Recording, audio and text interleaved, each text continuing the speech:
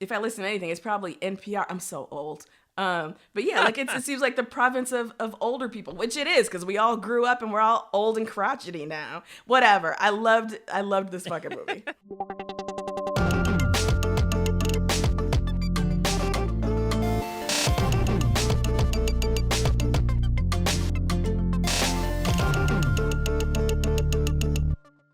Hey everybody, and welcome to another episode of Cinemaball. I'm Carolyn Petit, and I'm joined by my fellow 1980s teen folk hero, Ebony Aster. Hey, Woo! Ebony. Hey, Kara. That's exactly what a teen folk hero would say, Ebony. I hope so, because that's what I'm going with. This is episode 14, the 6th entry in our second round. Cinemaball is a ridiculous excuse for Ebony and I to talk about movies. The attacking player picks a goal film, the defender tries to prevent their opponent from reaching that film, and each week we alternate linking one film to another via actors, directors, or other members of the production crew. Now, this is a very special episode of Cinemaball. Ebony has scored the first proper goal in the history of the game, and today we are here to talk about her goal film, The Legend of Billie Jean. That means it's time to update the old Cinemaball scoreboard. I scored a field goal for 3 points in the first round of play, but with this goal, Ebony has scored 5 points, which puts the standings at Ebony 5, Carolyn 3. Of course, I'll spend more time crying about my defeat in this round later, but first, let's get into it. Ebony, start us off on The Legend of Billie Jean. Before we do that, I am hoping that our producer will be able to put some sound effects behind that score that you just gave, because I think we glossed over it a little too quickly. I just want the listeners to luxuriate in the sound of that Ebony 5, Carolyn 3. 3, yes. Yeah. Yes, no, get your glory, Ebony, and, enjoy it. Savor it for all it's worth. I am as excited as Jason Mendoza watching Blake Bortles play in The Good Place. I like to think that, and I'm talking about myself in the at a remove here, in the third person, but I had a lot of heart in this game, and I left it all on the field. I made some strategic decisions. There was just a lot of precision to my play, and it paid off. Yeah, you're right. We didn't do a proper, like the interview with the athletes. Yeah, you're right. As they're walking off the field right after they've won the big game, you really should have had somebody standing right off the field to say, hey, Ebony, you played incredibly well out there today. You really earned that victory. What are your thoughts at this moment? You deserve and that. Don't worry, I'm gonna bring that back at the end of this show. Good. Because I have no doubt that this might have been a one-off. This game, it turns out to be incredibly hard to play when you're playing with a smart opponent who continually keeps the Cinemaball away from you. So yeah, I'm just going to recline back into this victory and enjoy it. But that's for later. Let me quickly do the Ebony, and let me quickly do the Bond villain thing and say, Ebony, you are a worthy adversary. How the bad guys, there's this kind of respect, Yeah, exactly. Yeah. So I just want you to know, I play this game with you because you are a worthy adversary. I am so pleased with that. I'm also really pleased with your version of a Bond villain voice. Yeah.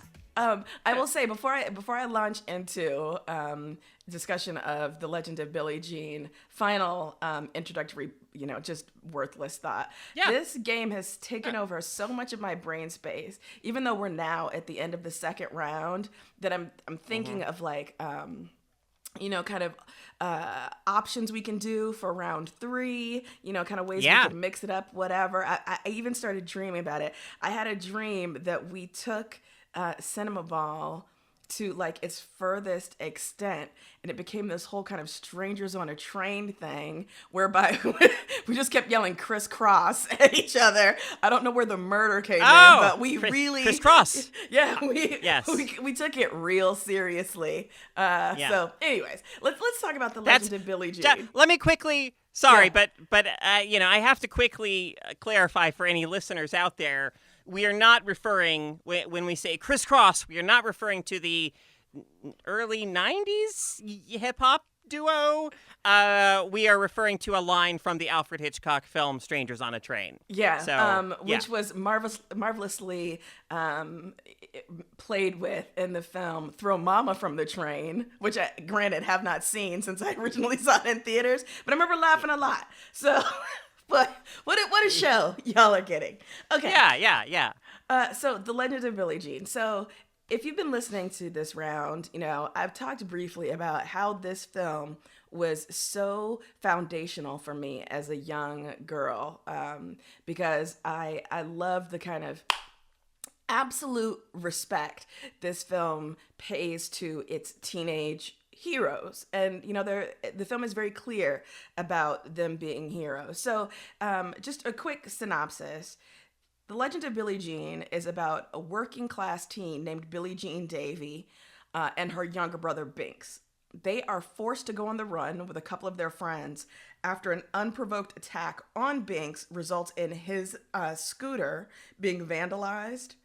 In her effort to get the bully who is responsible and his father to pay for those damages, the bully's father, whose name is Mr. Pyatt, is accidentally shot, and the teenagers go on the run because they recognize that they are not precisely, reliable narrators as far as local law enforcement would go. And there's a lot of stuff brought up in there in terms of their class status. They are poor working class folks who live in a trailer. And I think it's important to mention that that prior to being shot, Mr. Pyatt does try to force himself upon Billie Jean, right? Yeah, absolutely. And we'll get into that later. But the kind of inciting incident. It's not just, as you say, that Mr. Pyatt doesn't want to pay for the damages that his ne'er-do-well, good-for-nothing kid Hubie has been getting away with in the town of Corpus Christi, which is where this movie is set.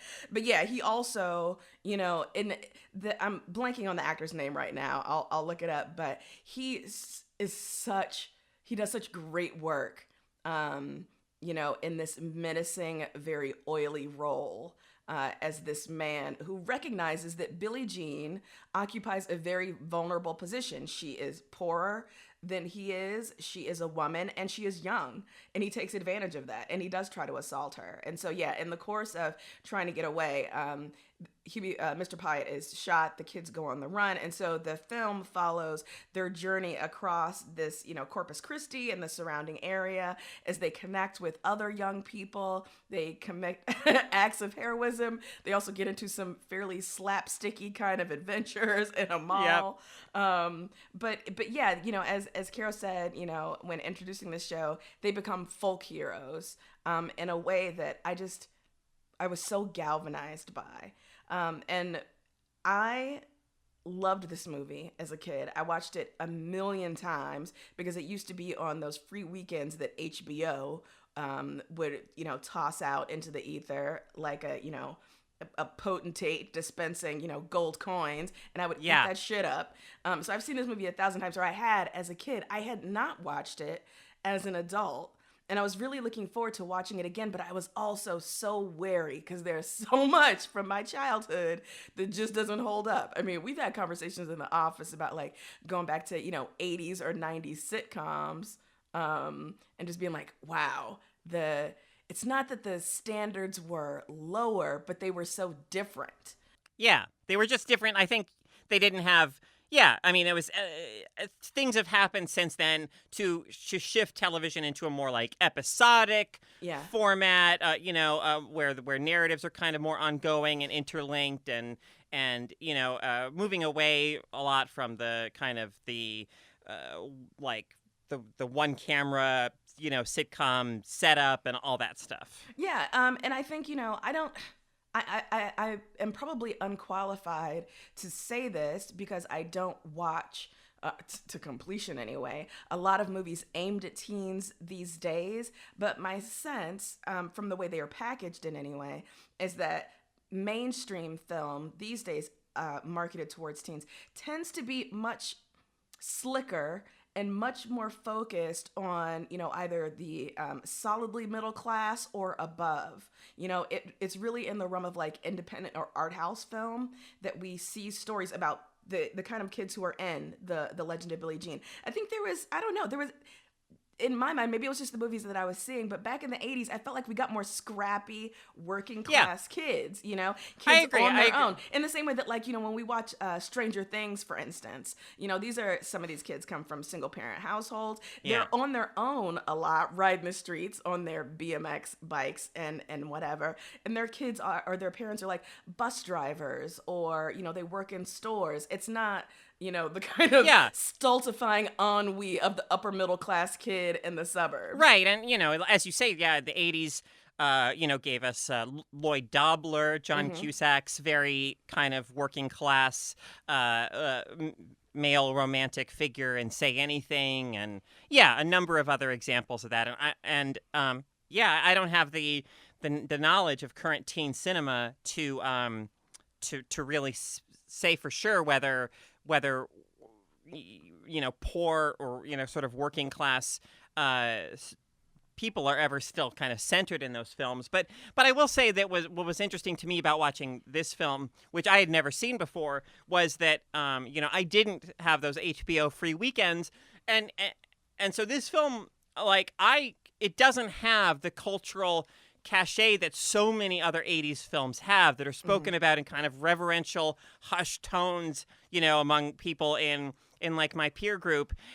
This one I'd honestly like never heard of until you selected it as your goal film. And I find that so strange because if I had seen this film as a young person when it was, first released or any time around then, I definitely would have embraced it, and I would have loved it because Billie Jean in particular and the whole crew are these scrappy working class, figures who do have a, set out to have a positive impact on the way that they're treated and on their kind of community. Yeah, we'll get into this. I keep saying this, we'll get into it, and I should just get into it. But one of the things that I wasn't able to articulate as a kid, but on this recent rewatch, was so blown away by, as I said, is the respectful way it treats teenagers and their inner lives and their desires,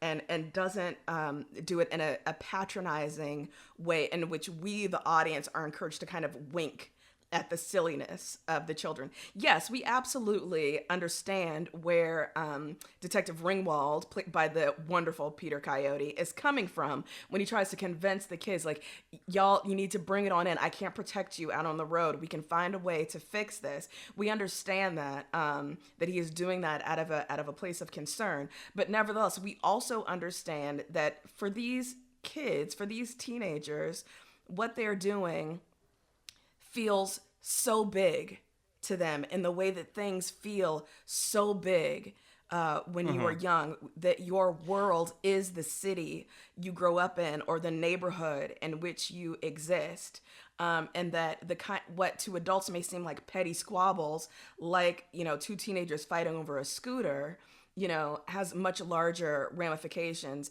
and causes much deeper feeling than perhaps it would later in life, once sort of cynicism sets in, and a bit of that old adult hopelessness sets in. The film does not wink at these kids, and there was something about watching it as a kid that I realized that was happening and how comparatively rare that was. But the other thing that I picked up on this recent rewatch, and wanted to tease out, was okay, so I, joke when I talk about this film about Billie Jean being a lesbian icon, particularly when she shifts from, like the sundresses and, long golden hair that shines in the sun, and her, sweet Texas drawl. But when she, allows that kind of core of steel to be laid bare, when she cuts her hair short, when she starts to explicitly emulate Joan of Arc, a black and white film of which she is watching along the journey, I fucking melted. I loved it. I am so excited by the figure of the boyish girl in media. I think in a lot of ways in media criticism, we have swung from the position of saying, okay, there are no women with any kind of primacy in your narrative or, you know, in your text. And the ones that are there only display stereotypically feminine kind of qualities, to then a response to that, you know, being women outside of that mold. And then the argument is, okay, well, what you've given us is now just a male coded woman, whatever that means, you know, so that allows you to not kind of reckon with what it would actually mean for a woman to be in this role. But I think what often gets left out of that is a recognition of the way that the binary itself needs to be completely disrupted. There's a way in which Billie Jean becomes more truly, authentically herself, even as she puts on what appears to be kind of a costume, which is the costume of Joan of Arc.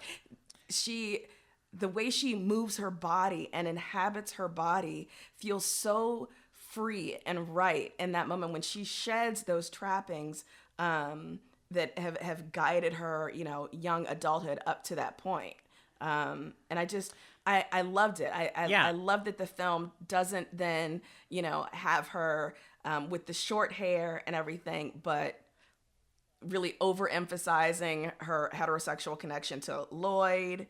You know, it's just, it allows her that space to be what she is. I found it electrifying. There's a scene in which, you know, after she watches Joan of Arc, she emerges from this house and to where her friends are kind of hanging out outside.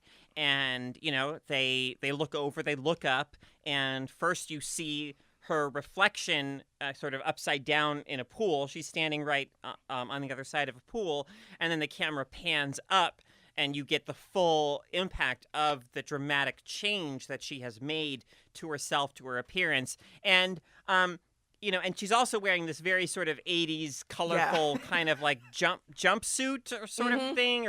And man, like it is, like it is definitely powerful. And it is powerful for me. There is a degree to which for me as a queer woman, like that image also has a certain power in terms of, you know, the ways in which it does kind of, she is no longer like inhabiting the place that culture has told her that as a woman she must inhabit. She has broken free of that, and you can tell that she feels liberated by it. And so, and witnessing that look of like excitement and liberation in her face as she's sort of like, I don't know, running her hand through her newly cut hair or something, and she realizes that this is real and that she has kind of embraced this part of herself that before was covered up. I mean, it's exhilarating. It's powerful. Yeah, absolutely. And the film did not have to go there, right? I mean, there's a version of this film in which Billie Jean, you know, still watches the Joan of Arc film and takes those attributes of Joan of Arc that she wants to emulate, that clarity of purpose, that relentlessness, that sense of like, kind of a holy cause from which she will not be dissuaded, but, you know, does that and has her just like pull her own hair back into a long ponytail and doesn't actually play with the kind of visual signifiers that I found so exciting about this. And it doesn't, although Helen Slater is beautiful. So Helen Slater plays Billie Jean. I did a completely bang up job with the intro to this section. Helen Slater, who in the 80s was just coming off the Supergirl, which was a pretty a modest hit, but a hit nonetheless. And later does like things like The Secret of My Success and Ruthless People, City Slickers. She's an absolutely beautiful woman, and I love that, like I said, the film went there, that it didn't try and have it both ways. With Billie Jean, and it just rang so true, that kind of drastic change, both to her character but also to her youth in a way, you know, that just says, no, I'm shedding all of this bullshit. Right. Yeah, I absolutely love that. I think, you know, one one thing that I wish the film had been sort of more explicit about, or more kind of direct about, is though, you know, okay, so the sort of inciting incident for a lot of this is, as you said earlier, that Mr. Pyatt, you know, basically essentially attempts to rape her, and you know, but the film, I feel like it doesn't confront that as directly as it could have, or as it should have, in the sense that in their crusade, you know, Billie Jean and her companions on in this little rebellion, you know, they really keep the focus on the sort of the $608 that the body shop estimated it would take to repair Binks's bike, and not so much on like the larger, you know, system that sort of says that men, you know, with more money, more power, you know, can treat women this way. I mean, you know, I did feel like there was a piece, for me, there was like a piece missing in their movement as a result of that. But you know, so instead it falls to these sort of like little moments, I think, to sort of almost remind us of the gender imbalance that exists in their world, and of course still in ours. So there's like a little throwaway moment, but one that I liked quite a bit, is, you know, there's this big thing, a big sort of conflict, altercation between Billie Jean's gang and, you know, Pyatt's son Hubie and his boys and everything, and the police. It's basically like a scene from the Blues Brothers. It's so chaotic and everything at a mall, nonetheless. So, but you know, after that whole scene, we see a TV reporter there interviewing folks who witnessed the event. And, you know, and it's a male reporter, and he asks this woman, like, you know, what do you think about this whole Billie Jean situation? And she says, well, I think they're making fun of her or attacking her because she's a woman, and I think it's just awful. I think it's disgusting.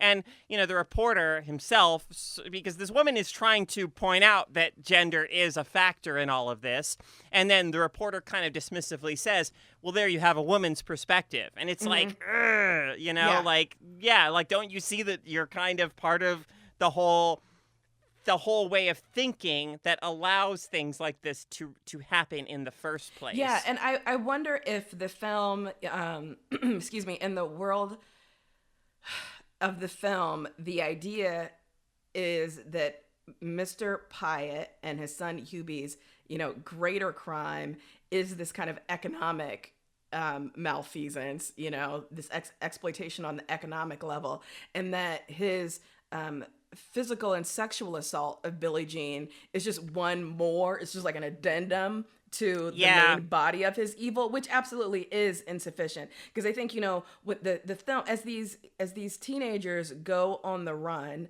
and they travel by like this underground network of kids, gradually starting to become like, you know, a voice for women and young people and the exploited in general.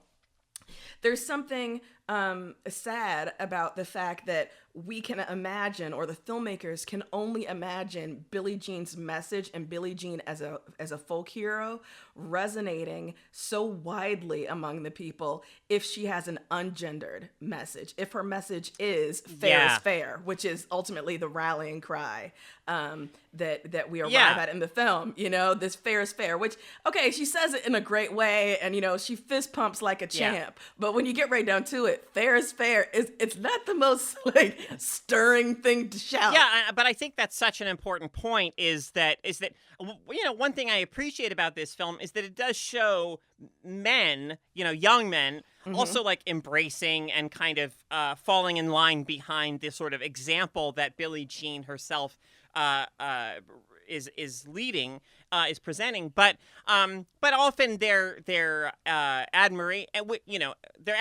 for her is often mixed with like some expression of romantic desire, like, oh, I love you so much, Billie Jean, and you can tell that it has that, like, also, I think you're hot, or, right. like, it's they're like distancing her as a person to some degree by bringing the sexual the element of like sexual desire into it.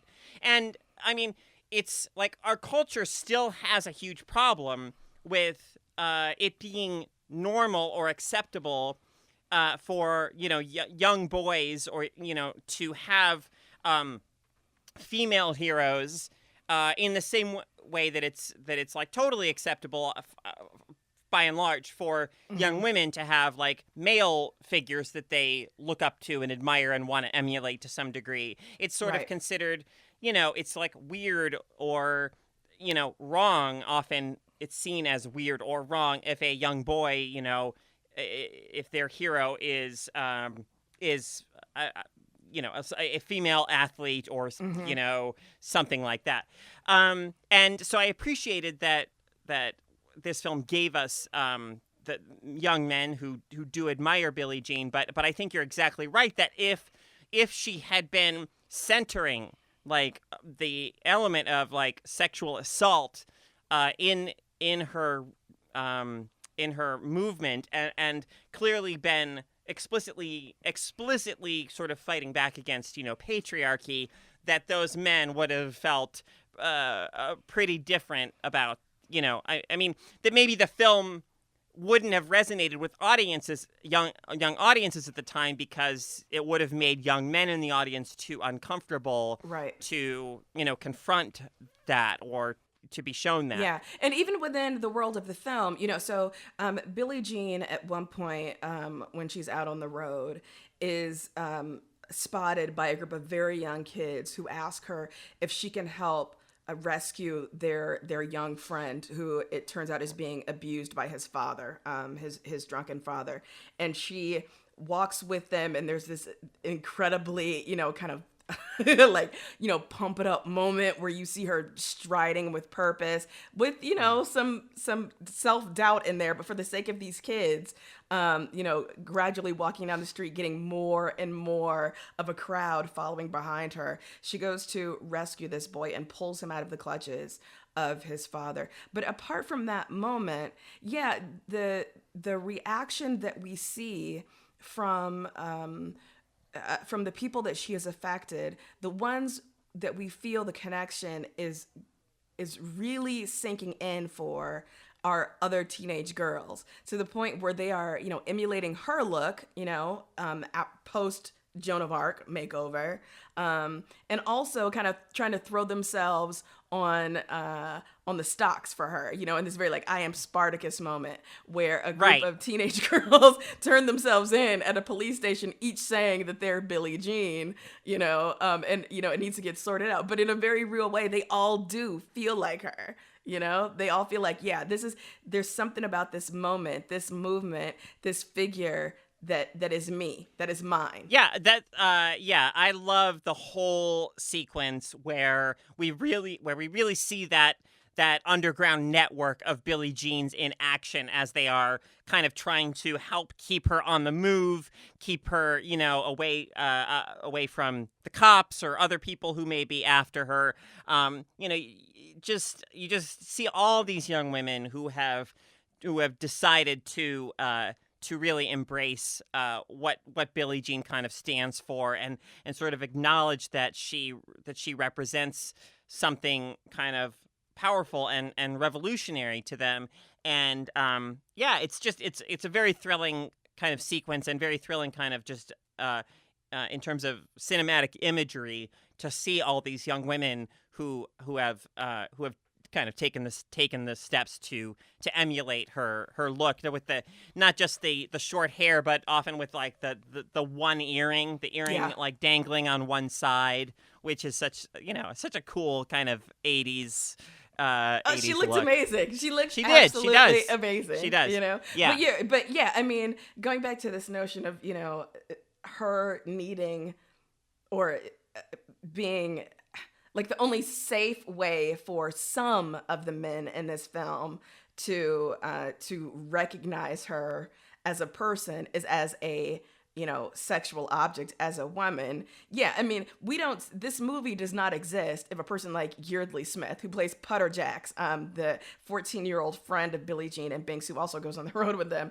This movie does not exist if Yeardley Smith is playing the lead. A woman who absolutely is beautiful in her own right, but not in that sort of classic Hollywood way. I mean, as much as we're talking about, Billie Jean kind of shedding the trappings of, others' expectations of her as she, cuts her hair and changes her look.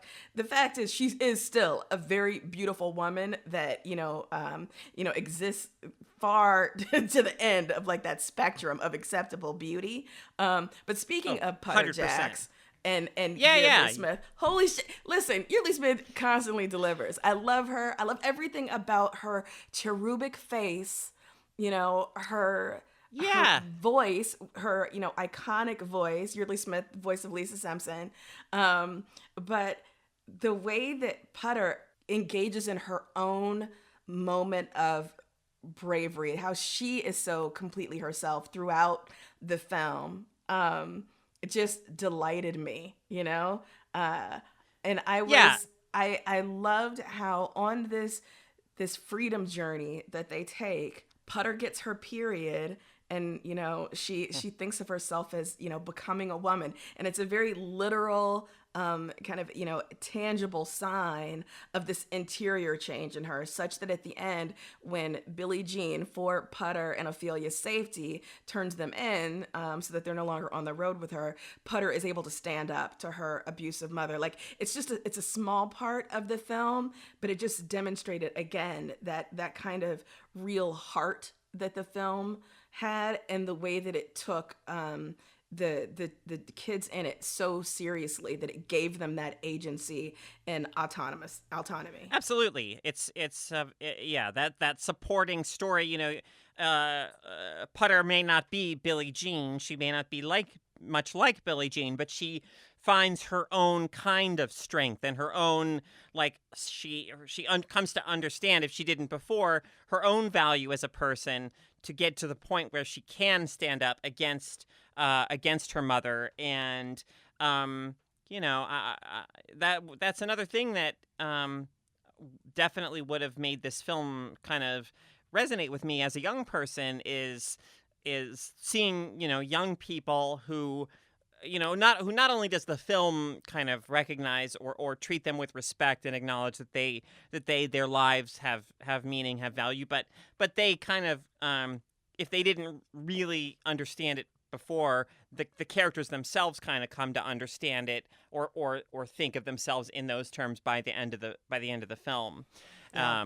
And that's really great. Yeah, the last thing I wanted to bring up, again, this is something that occurred to me on this most recent viewing, and of course it wouldn't have occurred to me when I was watching this film when it came out in 84, 85, but folks, quick peek behind the curtain here. This is the second time we're recording this episode. And so if it seems as if I'm kind of low energy for a film that I profess to love, it's because I gave my heart in San Francisco. I left my heart in San Francisco. I have no more, but please trust that there's a heart-shaped space, in which the Legend of Billie Jean resides. So let me say, first of all, you're doing great. You definitely have a lot of energy, but also I will say, so I'm right now in the studio that we both were in. I'm in the Keanu Reeves studio on the Feminist Frequency campus.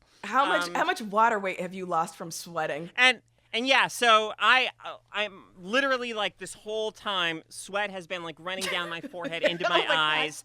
And so, but I feel like it's good as we talk about this film, because this film takes place during a real heat wave in Corpus Christi, such that you hear the judge on the radio, the local kind of popular DJ guy, say things like, "It's another scorcher here in Corpus Christi this morning, folks." So anyway, I wonder if we can get a Gatorade sponsorship for next round of Cinemaball, right? Because we are sports heroes. Absolutely. Like I said, we are true athletes. Yeah, and you need to replenish those electrolytes or whatever it does. Yeah. Yeah, esports players are beginning to be respected as athletes. You know, one is like on the new cover of ESPN magazine or whatever. I feel like the next step is Cinemaball players being recognized as true athletes. That's the Yeah, next and then cultural step in that. absolutely. We Yeah. start getting interviewed about like our daily routine, how we stay at the top of our game. But anyways, yeah, I'm glad that you mentioned the judge because my final thought about this was that, yeah, when I was a kid, you know, I wouldn't have noticed this because I was living in that moment. But this film smacked me in the face with such a such a meaty fish of nostalgia for listening to the radio in the summertime with everyone else. There was the Yes. immediacy of listening to the radio and knowing that, you know, a significant portion of, you know, people in your town, in your area were listening to the same thing. They were hearing the same song that you were right then. They were hearing the same, you know, cuckoo like local car commercials. They were listening to, you know, Boogerman and the Beast and the Morning Zoo or whatever at the same time that y'all were. Radio in its former primacy as a method of communication and community has obviously dissipated in a way that we will never get back. I mean, we also talked about, or we used to talk about like water cooler conversations, right? So, you know, everyone would watch a TV show on a certain night of the week because that's when it was broadcast. There was no DVR. You know, there was no, And you know, there were also streaming or whatever. And there were also only like 3 networks that anyone watched anything on. So like That the too. odds of other people in your office having watched the same thing were pretty high. It's not like now where there's, you know, 150 different channels that people Yeah. are watching things on. Yeah, so, you know, we absolutely still have those water cooler conversations, but they're happening online and they're happening at, you know, asynchronous times because we're all watching shit when we feel like watching it. But I was overcome by such a wave of nostalgia because I remember being a kid and all you had to like there was nothing going on. It was endless summer days and someone would have like a little radio and you would just lie out in someone's backyard or hop on your bike and go somewhere and just do the things that kids do, which is, you know, both everything and nothing. But that kind of very equalizing shared experience of the radio just brought it back for me. And I was like, yeah, I mean, I can't remember the last time I listened to terrestrial radio. It had to have been when I was in my car going somewhere. And even then I'm usually listening to, you know, podcasts or streaming stuff from my phone, but it's probably in my car, like on the, you know, the way to work or an appointment or whatever. And I just thought, yeah, there was a way in which I felt like young people owned the radio back in the day. But now if I listen to anything, it's probably NPR. I'm so old. But yeah, like it seems like the province of older people, which it is because we all grew up and we're all old and crotchety now. Whatever. I loved this fucking movie. Yeah, cool. Well, yeah, on that note, let's move into our wrap up section with a round of Fab/Furious Five, where we each run down 5 things that we loved or hated about this film. Ebony, you can go first. Yes. Okay. So I have a combination of Fab Five and Furious Five this week. First 4 things I absolutely loved, and then the last one, a thing that got on my last damn nerve. Okay. Fab number 1. The names in this movie, so good. Billie Jean Davy, Binks Davy. I'm not. You're not getting the full sense of it because I'm not giving you the Texas accent. Putter Jacks. Yeah, Putter Jacks is so good. Yeah, you can't. These names just, you know, occupy your mouth. They make you, you know, just all the vowels. I loved it. Hubie Pat. It was so good. Okay. Fab 2. Detective Ringwald, who is, you know, played by Peter Coyote, is solidly on Billie Jean's side. Is actually horrified, you know, as the action gets going, to realize that he should have taken her more seriously when she came to him for help earlier. And he is completely just disgusted by Mr. Pyatt. who he is, what he suspects and knows the guy has done, but can't really address because Mr. Pite is ostensibly the victim in the situation. But there's having a conversation, and Detective Ringwald says to Mr. Pite about the fact that he won't just cough up the $600 and just do what's right and end this. And he says, "You won't pay her, but you'll sell her picture." And that was just such a great moment, talking about like ownership of the image. And yeah, that's only partially what the movie was getting at, but there was such a larger conversation to be had.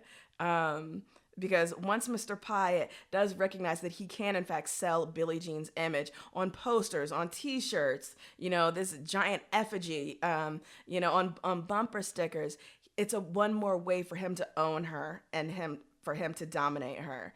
And so when, Detective Ringwald, sort of forces him to acknowledge the hypocrisy of that it isn't about the money. Like, you won't pay her, but you'll sell her picture. So good.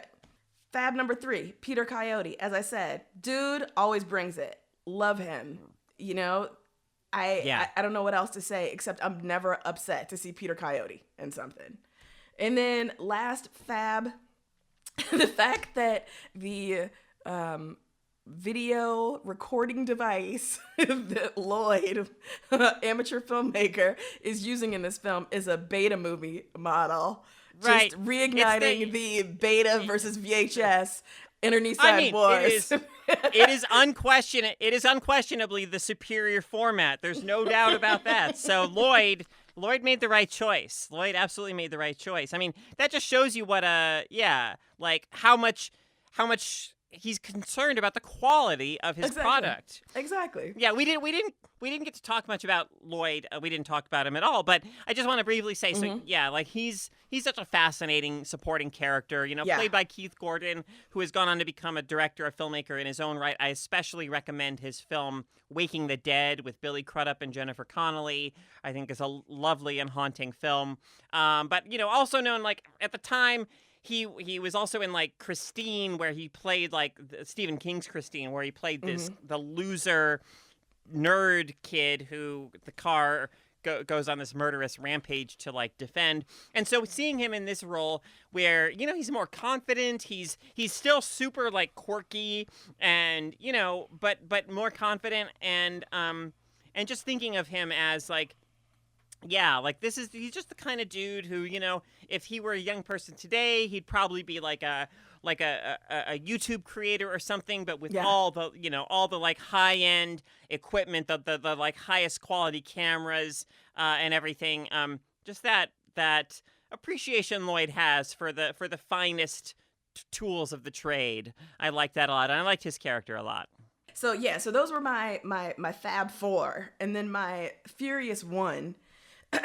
To bring me up to 5 is the captioning for this movie. So I watched this on Amazon, and I was horrified and infuriated by the lack of care shown with the captioning. Y'all, this is not optional. Don't do a half-assed job. For the hard of hearing, for the deaf community, like, this is unacceptable. There was the one line that I wrote down was "dumb son of a bitch" is what the characters were actually saying, but was written as "dummy vicious pig," and I'm like, that's not the same thing. It's not the same thing. This is not. And it wasn't even a one-time, like, that drove me, that made me so angry as well. Like, it is a constant thing throughout the film where the captions, like, the language in the captions is kind of, I don't know, softened or sanitized or something.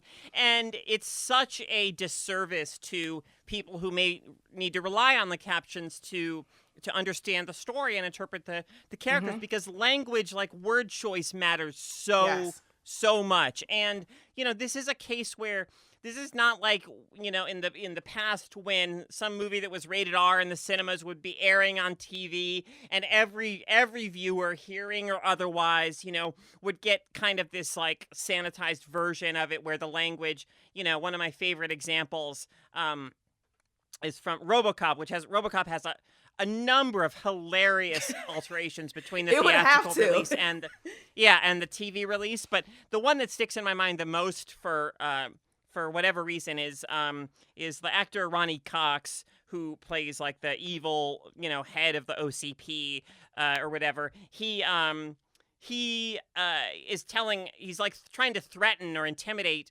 one of his underlings and telling him all these stories about all the horrible things that other people have in the corporation have said and done to him. And he in the film he says something like, they even called me a shithead, or I don't know, something like that.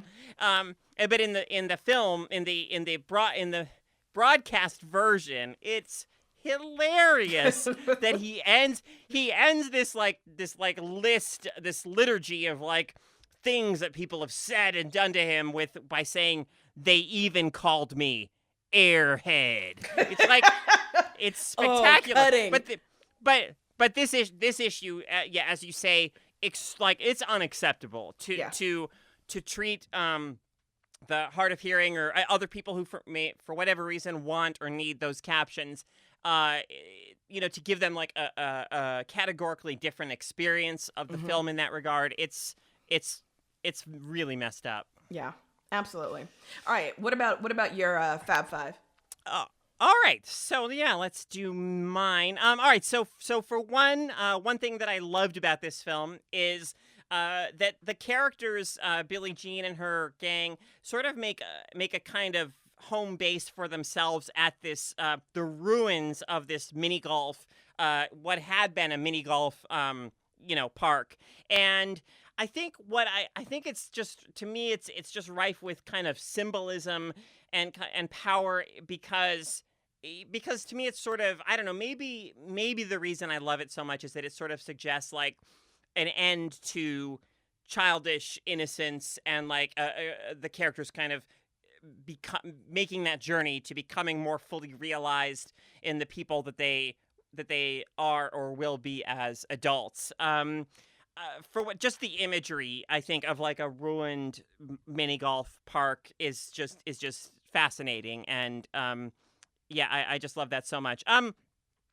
Number two, the ending of the film, the way in which it harkens back, of course, to the story of Joan of Arc, and the way that it has, in my mind, some ambiguity to it. Like, I feel like, in these final scenes, and I don't want to necessarily say exactly what happens, because I do encourage viewers or listeners to watch this film for themselves, but I do feel like there's a certain ambiguity in Billie Jean's face, and in just that whole sequence at the end, as things are kind of coming to an end, such that the film doesn't like spell out how she feels or what she's thinking in that moment. And I actually really like that. I like that it lets that moment kind of be hers in a way, and lets her kind of keep it. Number three, I have to also give props to Peter Coyote. Such a, just one of those actors who it's a joy to see in things. And I especially loved about the way what he brought to the character of Ringwald, the sense that he conveys of Ringwald's admiration for Billie Jean and her crew. One of my favorite moments in the film is during the mall, the cartoonish kind of mall escapade sequence, when, as Billie Jean is trying to make her escape, they let loose all these marbles, and so you have the police who are chasing them, kind of like struggling to stay on their feet as they're running over these marbles, exactly like you would see in like a Looney Tunes cartoon or something.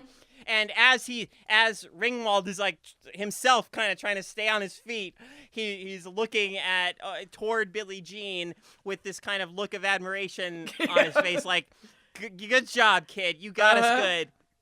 And also later, there's a little moment he has with, I think, the DA, where so Binks during their escape kind of makes the cops kind of stop with a toy gun. They don't know immediately that the gun Binks has is not real, and the DA says later, "The kid got the drop on you with a toy gun," and Ringwald just says admiringly, yes, sir, I believe he did. You know? Not like when, like a typical movie cop would be like, I'm going to get those kids, going to bring them in. And he's just, no, he's just like, yeah, I believe he did. Mm-hmm. Let's see.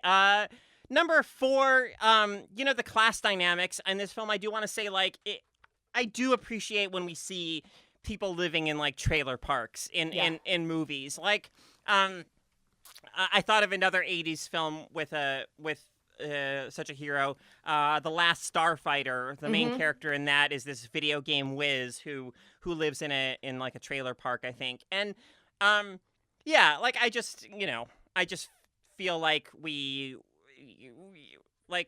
could still use more stories about poor people, certainly not just poor white people, poor people of color as well, but just, anytime such characters are kind of validated and centered in film, and we actually get to see the kind of, the way in which they live, which we do a little bit in scenes, the brief scenes that take place at, like, Billie Jean and Binks's home. Yeah.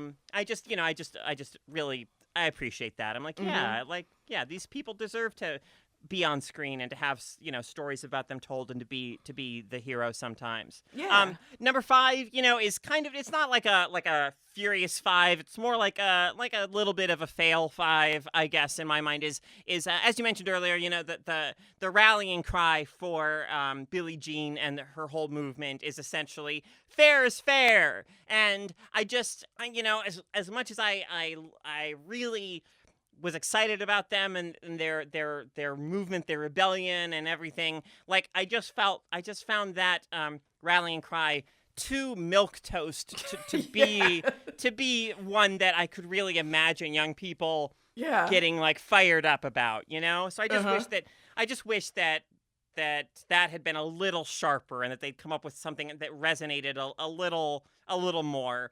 But I mean, that's, admittedly, that's like a minor gripe about a film that, for the most part, I really enjoyed and appreciated. Awesome. So now it's time for us to render our verdicts on this film using Ebony's Brothers' patented 100-star scale. The film rating technique rapidly being adopted by true cinephiles around the world. You can find you can bet that if Siskel and Ebert were still alive and doing their show, they would have tossed the thumbs up, thumbs down in the can a long time ago and been like, we got to start using this 100-star system. You can find our full list of episodes and our rating history in the document linked in the podcast description. All right, Ebony, how do you rate The Legend of Billie Jean? Well, unsurprisingly, Carol, I am unwilling, either. It doesn't matter. Yeah. To have any kind of true critical distance. And I say this knowing that, I rarely rate anything below like a 75, and usually much higher than that anyway. But I'm completely unable to really kind of, objectively assess this film qua film. For me, it is an emotion. It is an ethos. It would be like me trying to, talk about my childhood blanket, and whether it actually stands up as a blanket. It doesn't matter. It's my childhood blanket. So I am giving this film 90 stars, and I'm only holding myself to a 90 purely because if they could just have found, as you say, a better rallying cry than fair is fair, which I'm even as a kid, like, I was never gonna shout.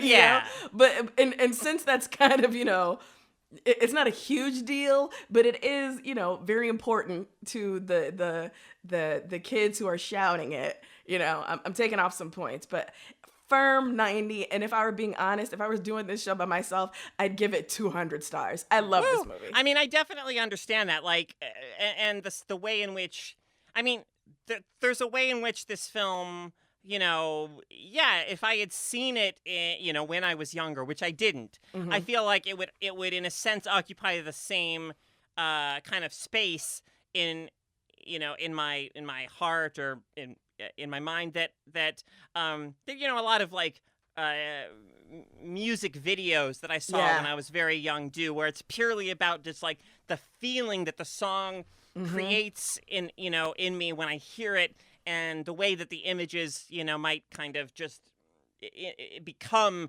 kind of irrevocably kind of intertwined with the song, the music, the feeling.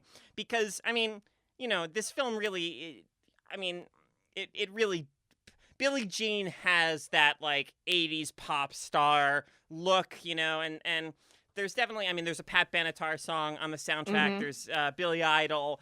There are moments where this film does itself feel a bit like a music video, and there's definitely images in it that would have been just perfect in a music video. So, I can't say what I'd be giving it if I had a relationship to this film that had started in my youth. I recognize that I would have loved this film. Even seeing it now as an adult, like it still resonates with me on some level. I feel like it is a great film aimed at young people that respects them, and also and thus kind of respects the audience in general. And of course, I just love the idea that because Billie Jean herself is from such like humble beginnings, there's sort of implicit in this the kind of idea, the maybe naive but really like exciting idea that any of us, by just standing up for what's right, could are essentially being like heroic, or could become a hero of sorts. So I'm going to go ahead and give this film 80 stars. Love it. Love it.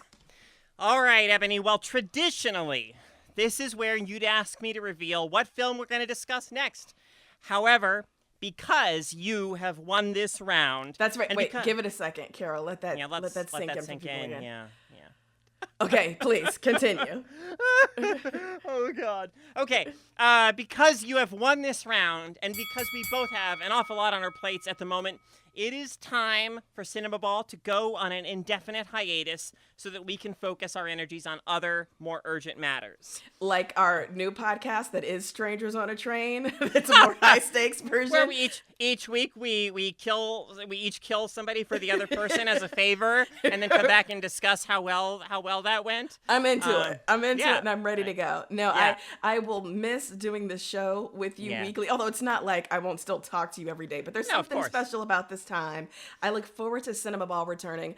I am a little worried that if it turns out to be an extended break between now and the resumption of the show, just gives you longer to come up with a real like firecracker of a selection for a goal film. But I will live with the anxiety. I can't wait for us to come back.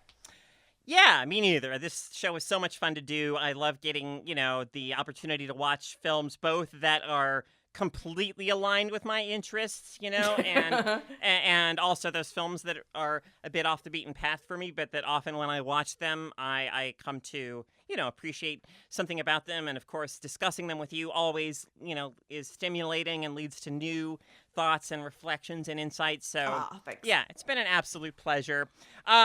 All right, so that's going to bring the Cinemaball field to a close for now, everyone. Thanks so much to Simplecast, which hosts this podcast, and our flagship show, Feminist Frequency Radio. Thanks to our amazing producer, Sarah Norales. Most of all, we really want to thank you, all of you who have listened to and enjoyed this show. We love that you found our silly excuse to talk about movies worthwhile, so thank you so much for tuning in. You can continue to find us on Twitter. I am at Carolyn Michelle. I am at Ebony Aster. And, of course, you can continue to hear us on Feminist Frequency Radio every week. Till next time, keep punching snakes and sword fighting with immortals. Take care, everyone. Goodbye. I wonder if we can get a Gatorade sponsorship for next round of Cinemaball, because we are sports heroes. Hey, Cinemaballers! If you've been enjoying this weekly dose of movie mania with me and Ebony, you should check out our big sister podcast, Feminist Frequency Radio. Every Wednesday, join Anita, Ebony, and me as we unleash our irreverent and only occasionally educational feminist opinions on the hot pop culture news of the day and the media we think you should be paying attention to. You can find Feminist Frequency Radio wherever you listen to your favorite podcasts. And hey, if you like what you hear, sign up at d.rip/femfreak to get early access to each episode, hilarious bonus content, and exclusive backer rewards. Tune in and find out what everyone is freaking out about.